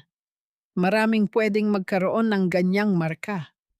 Baka sinadya niyang sunugin ang sarili niya para lang dayain ka. Elias, ako ang nagligtas sa iyo. Nakalimutan mo na ba ang utang na loob mo sa akin? Tumingin si Elias kay Clara at sa unang pagkakataon, ang kanyang mga mata ay hindi kakikitaan ng pagmamahal o pasasalamat, kundi ng isang matinding pagkasuklam. Utang na loob? 15 taon kitang sinamba dahil sa kasinungalingang ito, Clara. 15 taon kong ibinigay ang lahat sa iyo dahil akala ko ay ikaw ang nag-alay ng buhay para sa akin. Mula sa likuran, isang mabigat na yabag ang lumapit. Si Mang Berto, ang matandang trooper, ay lumuhod sa gitna ng pasilyo. Ang kanyang mga balikat ay yumuyuko sa bigat ng konsensyang matagal na niyang dinala. Patawarin niyo po ako, Sir Elias. Maya, patawarin mo ako. Ang boses ni Mang Berto ay basag ng iyak. Hindi ko na kayang mamatay na dala ang lihim na ito. Totoo ang lahat. Noong gabing iyon, ang nanay ni Clara ang nakakita kay Maya na duguan at sunog ang braso habang hinihila palabas si Sir Elias mula sa attic. Pero sa halip na tulungan siya, tinulak niya si Maya sa dilim at dinala si Clara sa tabi ni Sir Elias bago dumating ang mga bumbero. Sinuhulan nila ako. Pinagbantaan nila ang pamilya ko kung magsasalita ako. Sinungaling ka! Ang hiyaw ni Clara ay tila isang hayop na nasugatan. Binayaran ka ni Maya para sirain ako. Elias, maniwala ka sa akin. Hindi pinansin ni Elias ang pagwawala ni Clara. Inabot niya ang bulsa ng kanyang polo at kinuha ang disenyo ng pendant na hugis Vang Trang Huit. Ang disenyong kinuha niya sa sarili niyang alaala ng gabing iyon. Inihagis niya ito sa paanan ni Clara. Ang tunog ng pagtama ng papel sa sahig ay tila isang hudyat ng katapusan. Ang hugis ng buwan sa disenyo ko, iyon ang huling nakita ko bago ako mawalan ng malay sa apoy. Malamig na sabi ni Elias. Hindi iyon galing sa langit, Clara. Galing iyon sa hugis ng peklat sa braso ni Maya habang yakap-yakap niya ako.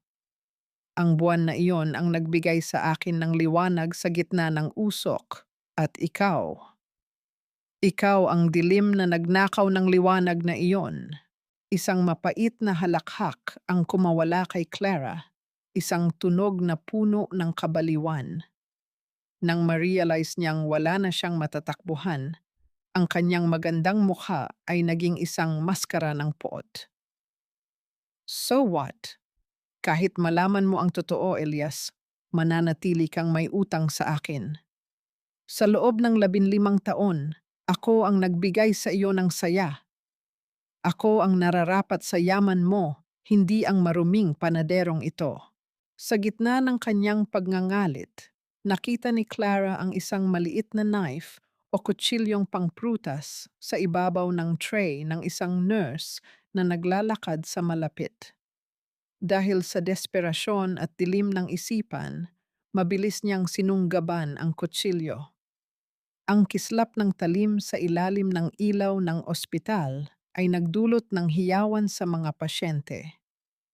Kung hindi ka mapapa sa akin, sisiguraduhin kong walang matitira sa inyo. Ang sigaw ni Clara habang mabilis na sumusugod patungo kay Maya na tila isang baliw. Ang lahat ay nangyari sa isang iglap. Ang tunog ng mabilis na pagtakbo, ang sigaw ng mga nurse, at ang anino ng talim na bumubulusok sa hangin ay tila isang eksenang dahan-dahang gumagalaw sa paningin ni Elias. Ang matalim na kislap ng kutsilyo ay tila isang mabilis na kidlat sa ilalim ng mapuputing ilaw ng ospital. Sa isang iglap, ang poot na 15 taon ng ikinukubli ni Clara ay sumabog sa isang desperadong pagsugod. Ngunit bago pa man dumampi ang talim sa nangangatal na katawan ni Maya, isang mabilis na anino ang humarang. Narinig ang tunog ng pagkapunit ng mamahaling tela ng suit ni Elias. Isang mainit at malapot na likido ang mabilis na gumuhit sa braso ng binata habang ang kutsilyo ay sumagi sa kanyang laman. Walang iniindang sakit, mabilis na hinawakan ni Elias ang mga kamay ni Clara at buong lakas itong itinulak palayo. Ang kutsilyo ay bumagsak sa semento, lumilikha ng isang matunog na pagtama na tila hudyat ng katapusan ng lahat ng kasinungalingan. "Bitawan niyo ako! Elias, akin ka lang!" Ang hiyaw ni Clara ay tila isang hayop na nasugatan habang mabilis siyang kinokontrol ng mga gwardya at ng mga pulis na kanina pa nakaabang. Ang kanyang buhok ay gulo-gulo, ang kanyang mga mata ay nanlilisik sa galit at takot. Ang dating kintab ng isang donya ay naglaho, napalitan ng anyo ng isang babaeng nilamon ng sarili niyang kasamaan. Sa gitna ng kaguluhan, mabilis na pinalibutan ng mga pulis si Clara upang ilabas sa ospital. Ang tunog ng mga posas na sumasara sa kanyang mga kamay ay tila isang huling hatol. Habang kinaladkad siya palabas, ang kanyang mga hiyaw ay unti-unting humina sa malayong pasilyo. Iniwan ang isang nakabibinging katahimikan sa paligid ni na Elias at Maya. "Sir Elias, ang braso niyo!" Ang boses ni Maya ay puno ng pagkabigla. Nakita niya ang mabilis na pagdaloy ng dugo sa puting polo ng binata. Nang walang pag-aalinlangan, pinunit ni Maya ang dulo ng kanyang sariling manggas, ang manggas na nagtatago sa kanyang peklat at mabilis na lumapit kay Elias. Ang kanyang mga kamay ay nanginginig habang dahan-dahang itinatali ang tela sa sugat ni Elias upang pigilan ang pagdugo. Sa pagkakataong iyon, ang kanilang mga mata ay nagtagpo. Wala ng galit, wala ng pagmamataas. Tanging ang dalisay na sakit at pagsisisi ang namamayani sa pagitan nila. Binitawan ni Elias ang isang mabigat na buntong hininga at, sa harap ng mga nurse at ng matandang si Mang Berto, dahan-dahan siyang lumuhod sa malamig na sahig ng ospital. Ang bilyonaryong kailanman ay hindi yumuko sa kahit kanino ay ngayoy nakaluhod sa paanan ng isang hamak na katulong. Maya, patawarin mo ako. Ang boses ni Elias ay basag. Ang bawat salita ay tila isang patak ng dugo mula sa kanyang puso. Ang kanyang mga balikat ay yumuyuko sa bigat ng kanyang mga pagkakamali. Naging bulag ako. Pinatigas ko ang puso ko sa tanging tao na nagbigay sa akin ng pangalawang pagkakataon na mabuhay. Ang bawat sampal, ang bawat pangungutya, ang bawat pagkakataon na itinuring kitang basura, parang awa mo na Maya, parang awa mo na. Ang mga luha ni Elias ay pumatak sa semento, humahalo sa dugo ng kanyang sugat. Ang kanyang mga kamay ay nangangatal habang pilit niyang inaabot ang dulo ng damit ni Maya, hindi bilang isang amo, kundi bilang isang taong humihingi ng kaligtasan. Tumingin si Maya sa lalaking nakaluhod sa kanyang harapan. Nakita niya ang sugat na tinamo nito para iligtas siya, ang parehong uri ng sakripisyo na ginawa niya 15 taon na ang nakalilipas. Isang matinding kurot ang naramdaman niya sa kanyang dibdib, ngunit ang mga alaala ng bawat hapdi at bawat luhang pumatak sa mansyon ay hindi ganoon kadaling mabura. Dahan-dahang inatras ni Maya ang kanyang paa, inilalayo ang kanyang sarili mula sa paghawak ni Elias. Ang kanyang mukha ay nananatiling maputla. Ang kanyang mga mata ay puno ng isang uri ng pagkapagod na hindi kayang lunurin ng anumang paumanhin. Ang sugat sa braso niyo ay gagaling, Sir Elias. Mahinang sabi ni Maya, ang kanyang boses ay parang isang malamig na hangin sa madaling araw. Pero ang mga sugat na iniwan niyo sa dangal ko at sa puso ko, hindi iyon basta-basta maghihilom ng isang patawad lang. Hindi niyo ako utang na loob dahil ginawa ko iyon dahil iyon ang tama. Pero hindi rin ako isang laruan na pwedeng itapon at pulutin kapag nalaman niyo na ang totoo. Tumayo si Maya ng tuwid.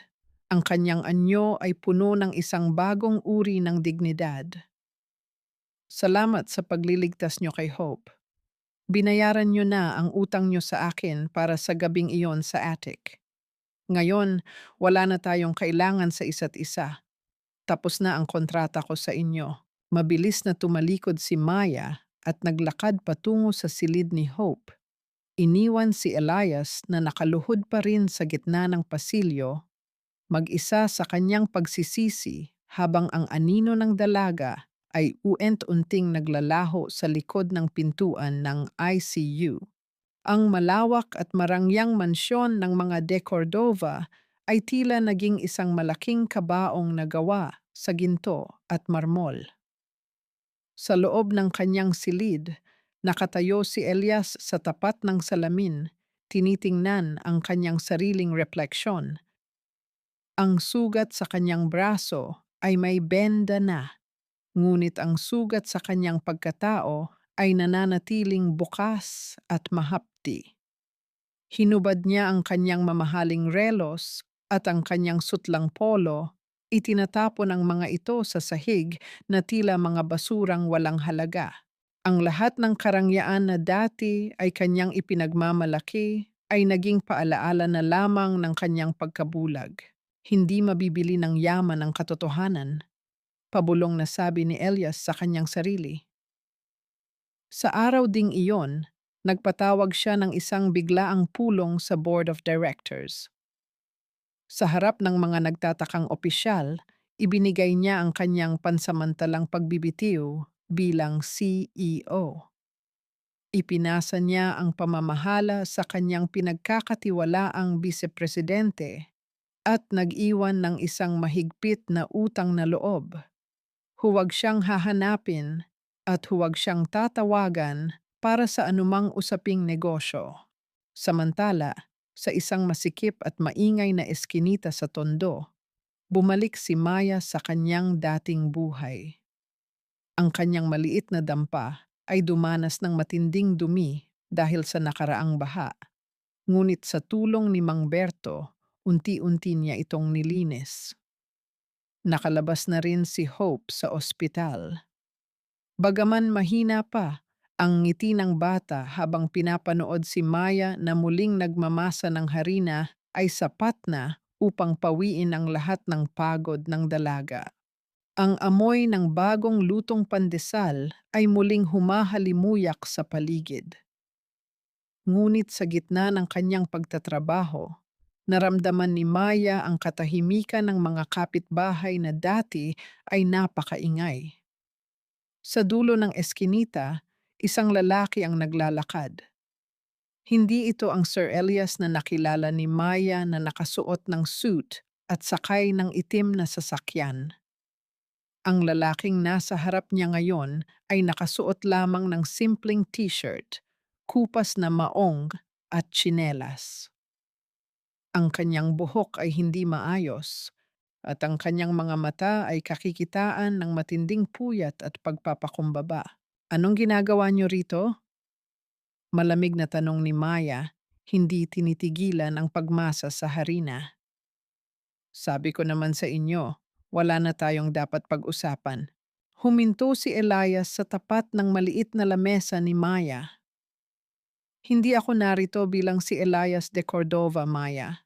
Narito ako bilang isang taong gustong matutong bumangon mula sa sarili niyang pagkakamali. Kailangan mo ng katulong sa pagtitinda, hindi ba? Kahit anong trabaho, Maya. Kahit taga-igib ng tubig, tagahatid ng tinapay, o tagalinis ng sahig nyo. Gagawin ko ang lahat. Isang mapait na halakhak ang kumawala kay Maya. Gusto niyo ng trabaho? Sir Elias, ang mga kamay na iyan ay pangpirma lang ng tseke. Hindi niyo kakayanin ang hirap dito. Ang putik, ang amoy ng kanal, ang init ng pugon. Babalik at babalik din kayo sa mansyon niyo pagkatapos ng isang oras. Subukan mo ako, hamon ni Elias. Ang kanyang boses ay mahinahon ngunit puno ng paninindigan. Hinding-hindi ako aalis hanggat hindi mo nararamdaman na tapat ang pagsisisi ko. Hindi ko kailangan ng sahod. Ang kailangan ko lang ay ang pagkakataong makita ka araw-araw at masiguradong ligtas kayo ni Hope. Upang mapahiya at mapaalis ang binata, binigyan siya ni Maya ng pinakamahirap na gawain. Inutusan niya si Elias na magbuhat ng 10 sako ng harina mula sa malayo at mag-igib ng tubig gamit ang mabibigat na timba mula sa pampublikong gripo. Pinanood ni Maya si Elias habang pawis na pawis ito, namumula ang balat sa ilalim ng araw at nanginginig ang mga braso sa bigat ng kargada. Ang mga tsismosa sa paligid ay nagbubulungan. Pinagtatawanan ang bilyonaryong nagpapakahirap sa putikan. Lumipas ang hapon at sumapit ang dapit hapon. Ang langit ay nagsimulang magbago ang kulay, naging madilim at mapanganib. Ang mga ulap ay mabilis na nagtitipon at ang hangin ay nagsimulang umihip ng may kakaibang lamig. Isang malakas na kulog ang umalingaw-ngaw mula sa malayo. Nagbababadya ng isang malakas na bagyo na dadaan sa Maynila. Nakatayo pa rin si Elias sa labas ng tiyangge ni Maya, tapos na sa lahat ng inutos ng dalaga. Ang kanyang mga kamay ay puno ng kalyo at ang kanyang damit ay dumi-dumi na, ngunit nanatili siyang nakatayo ng tuwid. Tapos na ang lahat ng pinagawa mo, Maya. Pabulong na sabi ni Elias. May kailangan ka pa ba? Tiningnan ni Maya ang bubong ng kanilang dampa na tila lumana at marupok. Alam niyang hindi kakayanin ng kanilang bahay ang darating na unos. Tumingin siya kay Elias at sa unang pagkakataon, nakita niya ang isang kislap ng katapatan sa mga mata nito na hindi niya nakita noon sa loob ng mansyon. Ngunit bago pa siya makasagot, isang matalim na bugso ng hangin ang humampas. Dahilan upang may isang bahagi ng yero sa kanilang bubong ang dumaing at tila matatanggal na. Ang langit ay naging kulay uling, isang nagbabadyang dilim na tila lalamon sa buong lungsod ng Maynila. Sa bawat paglipas ng minuto, ang hangin kanina ay malamig lamang ay naging isang mabangis na hayop na humahagupit sa mga barong-barong sa tondo. Ang tunog ng mga yero na pilit kumakawala sa kanilang mga pako ay tila isang dumaing na hindi mapatahimik. Sa loob ng maliit na tiyangge, yakap-yakap ni Maya si Hope. Pilit na pinapakalma ang bata habang ang bawat pagkulog ay nagpapayanig sa kanilang marupok na tahanan. Maya, kailangan nating itali ang bubong. Hindi ito kakayanin ng susunod na bugso. Sigaw ni Elias mula sa labas. Basang-basa na ang binata, ang kanyang buhok ay nakadikit sa kanyang noo at ang kanyang t-shirt ay punong-puno ng putik. Sa kanyang mga kamay ay may hawak siyang makapal na lubid na nakuha niya mula sa isang kapitbahay. Sa gitna ng unos, hindi bakas sa mukha ni Elias ang takot para sa kanyang sariling buhay. Ang tanging nakikita ni Maya sa mga mata nito ay ang matinding pagnanais na protektahan sila. Isang matalim na hagupit ng hangin ang biglang tumama at ang isang bahagi ng bubong sa tapat ni Hope ay tuluyang natuklap.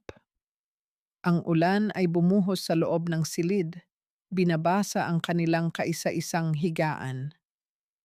Sumigaw si Hope sa takot, habang si Maya ay mabilis na tumayo upang takpan ang bata. Ngunit bago pa man may bumagsak na kahit anong piraso ng kahoy, isang malaking bulto ang humarang sa itaas nila. Si Elias ay pumatong sa ibabaw ng kanilang cabinet, ginagamit ang kanyang sariling likod at mga braso upang itulak pa itaas ang nakalaylay na yero at kahoy. Ang kanyang mga kalamnan ay nanginginig sa matinding bigat at pressure ng hangin.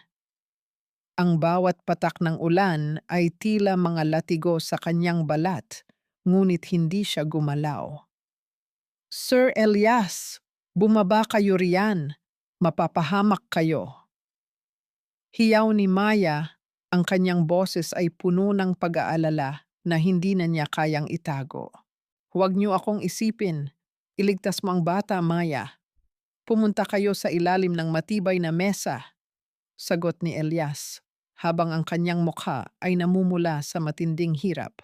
Nakita ni Maya ang isang mahabang piraso ng pako na bumubulusok mula sa yero, dahan-dahang sumasagi sa balikat ni Elias habang pinipigilan nito ang pagbagsak ng bubong.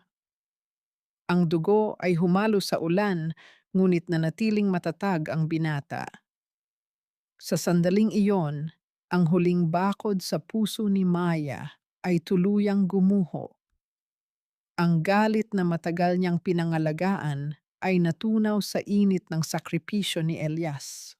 Nang bahagyang humina ang hangin, mabilis na kinuha ni Maya ang isang mahabang kahoy at tinulungan si Elias na iangat ang bubong bago ito tuluyang itinali ng binata gamit ang lubid.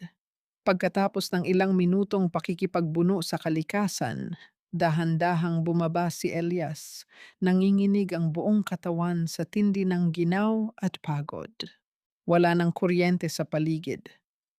Tanging ang liwanag ng isang maliit na kandila ang nagsisilbing saksi sa kanilang kalagayan.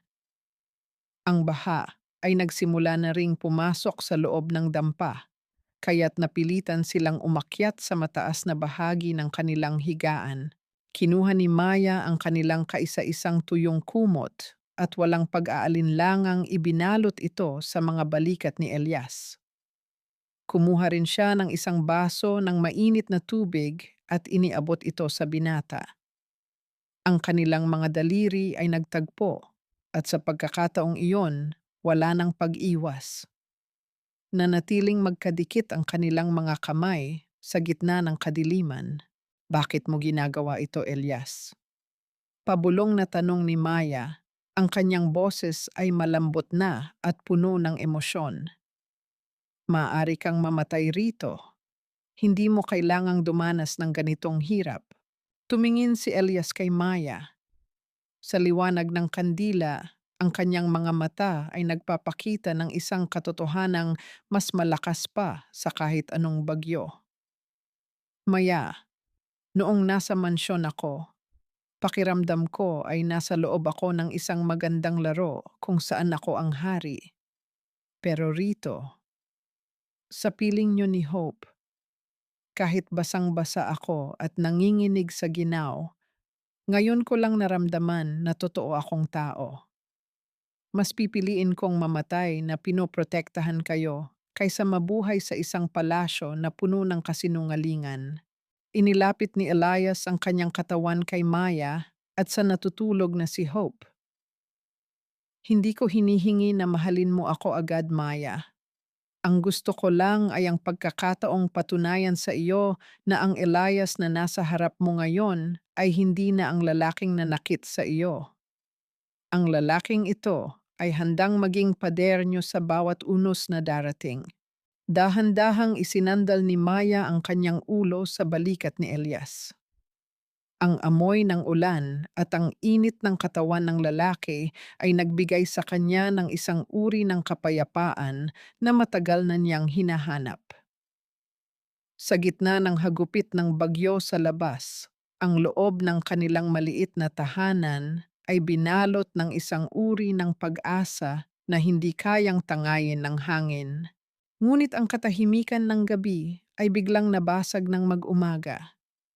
Ang baha ay humupa na, ngunit ang putik ay nananatili sa bawat sulok. Isang marangyang sasakyan na kulay pilak ang biglang huminto sa dulo ng eskinita, isang bagay na hindi nararapat sa lugar na iyon. Bumukas ang pinto ng sasakyan at lumabas ang isang matandang babae na may napakataas na autoridad sa bawat galaw, ang donya ng pamilya de Cordova. Nakasuot siya ng isang mamahaling itim na damit at may hawak na payong na bitbit ng isang bodyguard. Tumingin siya sa paligid ng may halong pandidiri bago pako ang kanyang paningin kay Elias na kasalukuyang nagbubuhat ng mga basang gamit mula sa tiyangge ni Maya. Elias! Ang boses ng Donya ay tumagos sa ingay ng paligid. Ano ang ginagawa mo sa lugar na ito? Ang buong pamilya ay nagkakagulo dahil sa pagkawala mo at narito ka lang pala. Nagpapakababa para sa isang babaeng hindi mo naman kalebel? Nanigas si Maya sa kanyang kinatatayuan, habang si Elias ay dahan-dahang humarap sa kanyang ina. Ang kanyang mga kamay ay mahigpit na nakakapit sa basang kahoy na kanyang hawak. Ang bawat hakbang ng Donya sa maputik na eskinita ay tila isang malaking insulto sa katahimikang pilit na binubuo ni na Elias at Maya. Ang kislap ng kanyang mga brilyante ay sumasalamin sa sikat ng umaga, isang masakit na paalala ng mundong pinanggalingan ni Elias. Mundong puno ng ginto ngunit salat sa tunay na pag-ibig.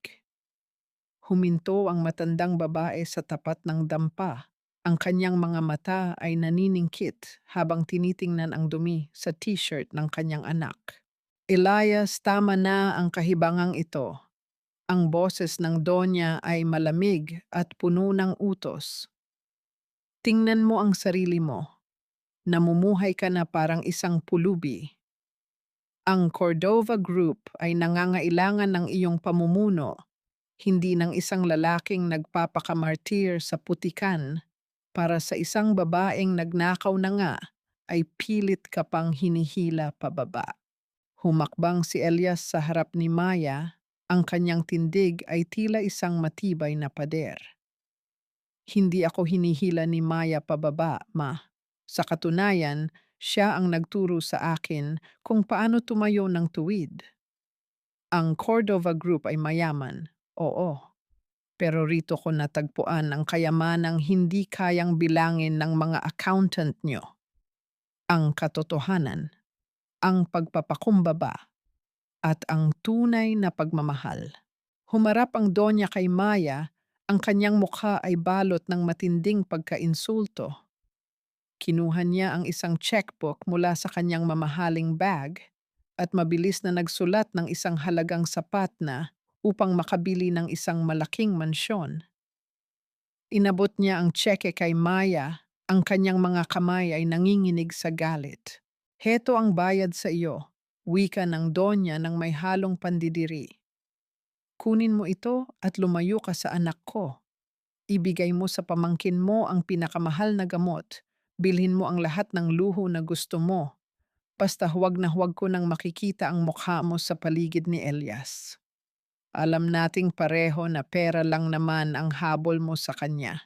Tumingin si Maya sa tseke, pagkatapos ay tumingin siya sa mga mata ng Donya. Sa halip na magalit o sumigaw, isang malambot at mapayapang ngiti ang sumilay sa mga labi ni Maya. Dahan-dahan niyang itinulak ang kamay ng matandang babae, tinatanggihan ang halagang kayang bumili ng buong buhay niya. Madam, ang pera ay kayang ayusin ang bubong ng aming bahay, pero hindi nito kayang ayusin ang mga sugat sa ating mga kaluluwa. Mahinahong sabi ni Maya, ang kanyang boses ay puno ng dangal. Hindi ko po mahal ang pangalan ng mga de Cordova. Ang mahal ko po ay ang lalaking nakatayo sa harap niyo ngayon.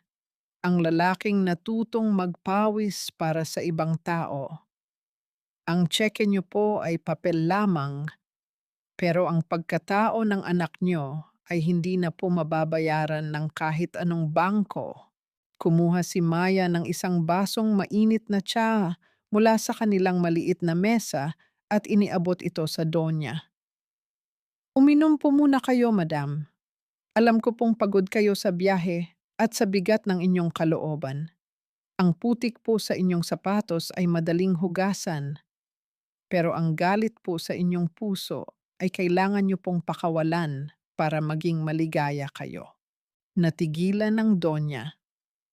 Ang bawat salita ni Maya ay tila mga mahihinang hampas na gumigiba sa kanyang matigas na depensa. Tiningnan niya ang baso ng tsaa, pagkatapos ay tumingin siya sa kanyang anak na ngayoy masaya at may liwanag sa mga mata sa kabila ng dumi sa katawan. Naalala ng Donya ang sarili niyang kabataan. Ang mga panahong nagsisimula pa lamang sila ng kanyang yumaong asawa sa hirap bago sila nilamon ng ambisyon at kapangyarihan. Hindi kinuha ng Donya ang tsaa, ngunit ang talim sa kanyang mga mata ay unti-unting nawala. Lumingon siya sa kanyang sasakyan at walang sinabi, ngunit bago siya pumasok, tumingin siya ng matagal kay Elias. Isang tingin na puno ng pagkilala at isang tahimik na pagsuko.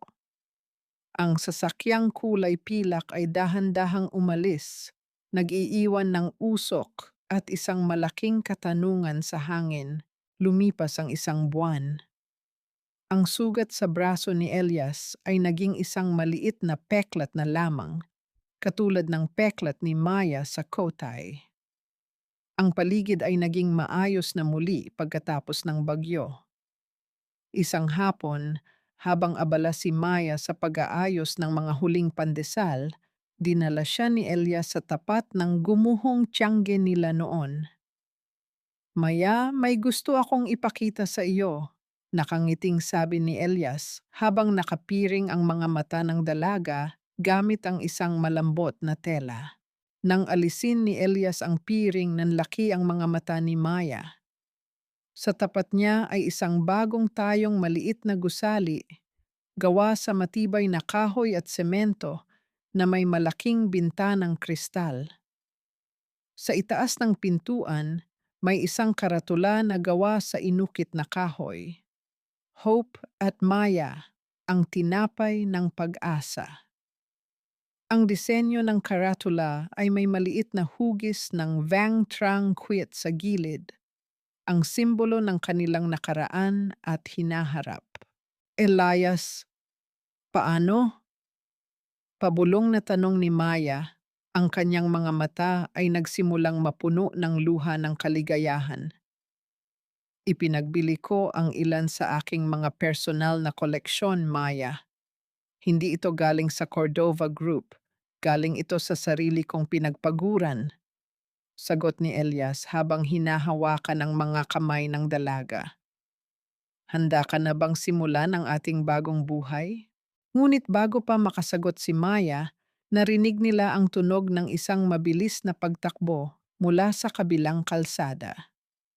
Isang balita ang dala ng isa sa kanilang mga kapitbahay na nagpabago sa timpla ng kanilang saya. Ang balita tungkol kay Clara sa loob ng bilangguan. Ang balitang dala ni Aling Rosa ay tila isang malamig na hanging dumaan sa gitna ng mainit na hapon. Humihingal ang matanda, ang kanyang mga mata ay nanlalaki sa pagkabigla habang ibinabalita ang napanood sa telebisyon. Si Clara, ang babaeng dati ay reyna ng karangyaan at kasinungalingan, ay tuluyan ng dinala sa mental facility ng bilangguan ayon sa mga ulat. Hindi na ito tumitigil sa pagsigaw tungkol sa apoy na tumutupok sa kanyang balat at sa isang buwan na laging nakatingin sa kanya mula sa dilim.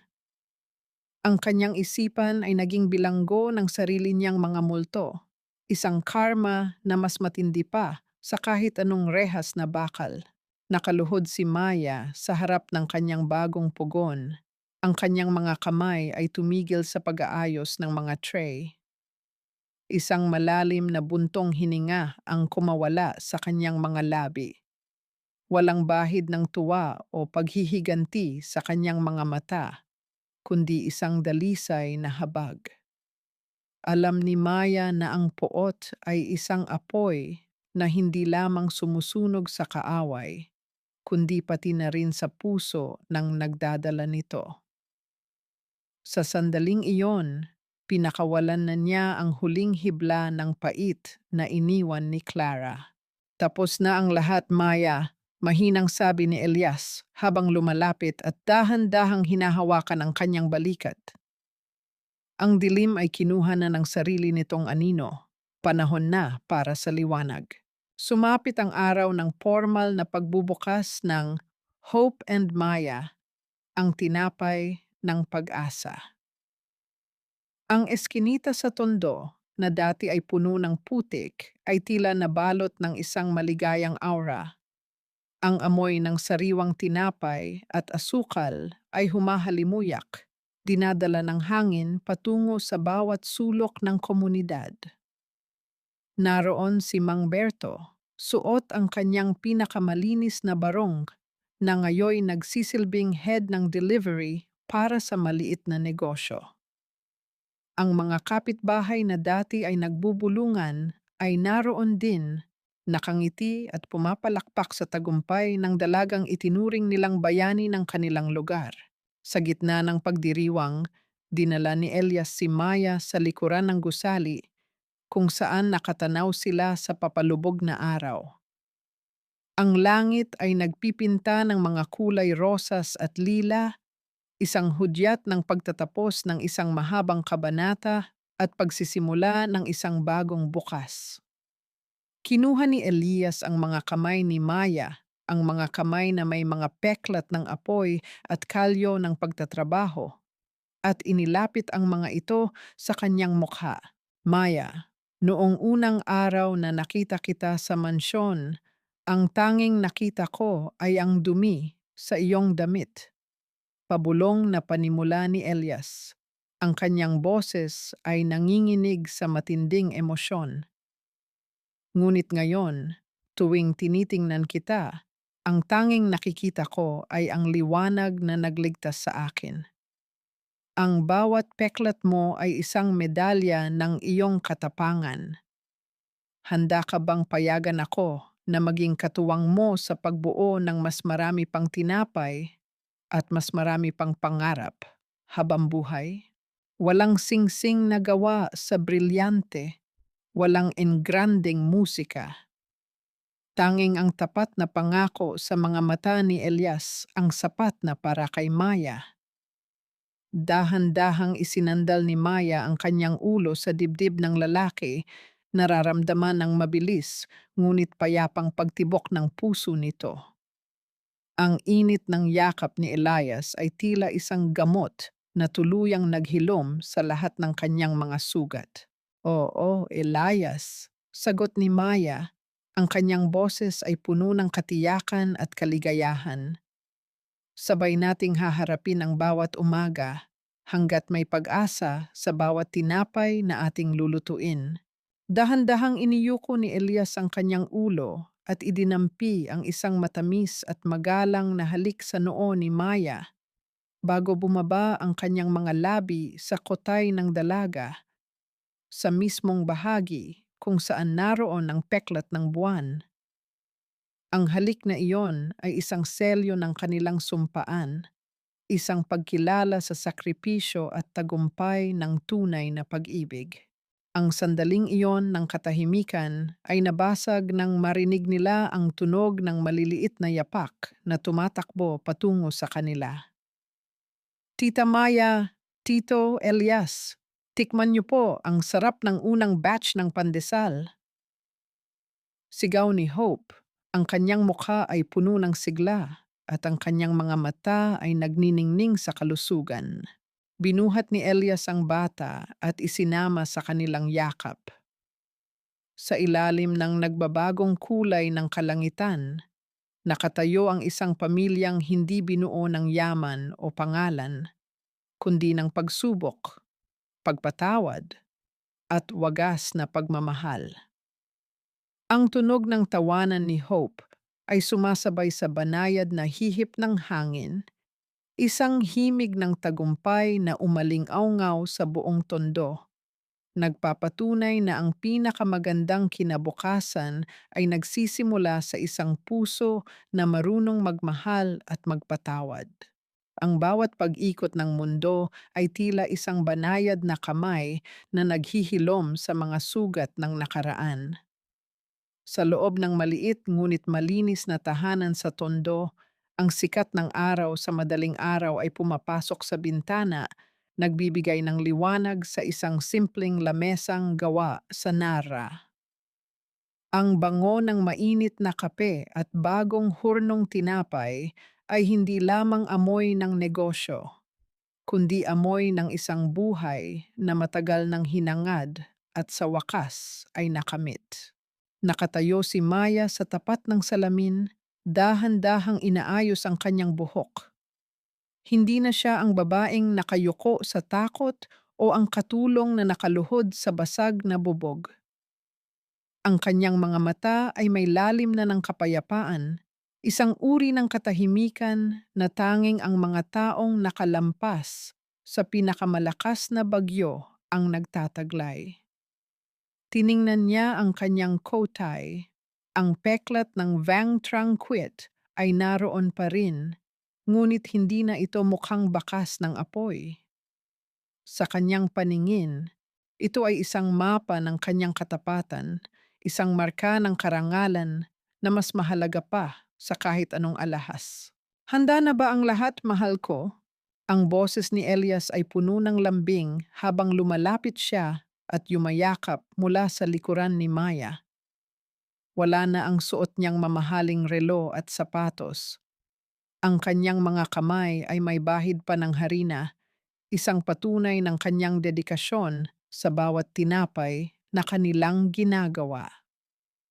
Sa loob ng ilang taon, natutunan ni Elias na ang tunay na kapangyarihan ay hindi nasusukat sa dami ng pirma sa kontrata, kundi sa dami ng ngiting na ibibigay mo sa mga taong nagmamahal sa iyo ng totoo.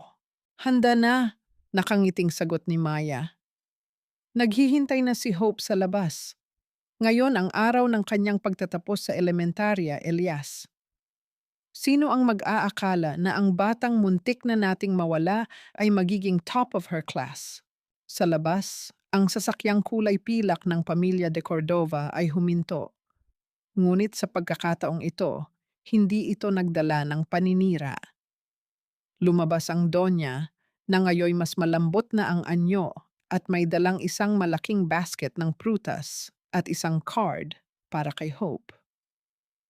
Bagaman nananatili ang kanyang dangal bilang isang aristokrata, natutunan na niyang tanggapin si Maya bilang bahagi ng kanilang pamilya. Ang pagpapatawad ay hindi nangyari sa isang gabi, kundi sa bawat hapon ng pag-uusap sa tapat ng tsaa, kung saan unti-unting naintindihan ng Donya na ang dugo ng kanyang apo ay dumadaloy dahil sa sakripisyo ng babaeng dati ay itinaboy niya sa putikan. Sa huling bahagi ng araw, habang ang pamilya ay sama-samang naglalakad patungo sa simbahan upang magpasalamat, napatigil si Maya. Tiningnan niya ang mga tao sa paligid, ang mga eskinita ng tondo, at ang kanyang pamilyang naglalakad ng magkakasama. Nahanap na ba nila ang kapayapaan? Oo. Ang kapayapaan ay hindi ang pagkawala ng gulo, kundi ang pagkakaroon ng lakas na manatiling buo sa gitna ng unos. Napatawad na ba nila ang isa't isa? Ang pagpatawad ni Maya kay Elias ay hindi lamang paglimot sa sakit, kundi ang pagbibigay ng pagkakataon sa lalaki na maging mas mabuting bersyon ng kanyang sarili. At ang pagpatawad ni Elias sa kanyang sarili ang nagbigay sa kanya ng kalayaang magmahal ng walang takot. Ang aral na iniwan ng kanilang kwento ay malinaw. Ang utang na loob ay hindi dapat maging isang tanikala na nakagapos sa ating leeg upang tayo ay maging alipin ng iba. Ang tunay na utang na loob ay ang pagkilala sa kabutihan ng kapwa at ang pagbabalik nito ng may higit na pagmamahal at respeto. Ang ating mga peklat, gaano man ito kapangit sa paningin ng mundo, ay ang mga bituin sa ating sariling kalawakan. Sila ang nagpapaalala na tayo ay lumaban, tayo ay nagtagumpay, at tayo ay muling nabuhay. Ang kwento ni Maya at Elias ay isang paalala na sa likod ng bawat madilim na gabi, laging may isang Vang Trangquit na nagbabantay, isang liwanag na hindi kailanman mamamatay hanggat may puso na marunong magsakripisyo at magmahal ng tapat.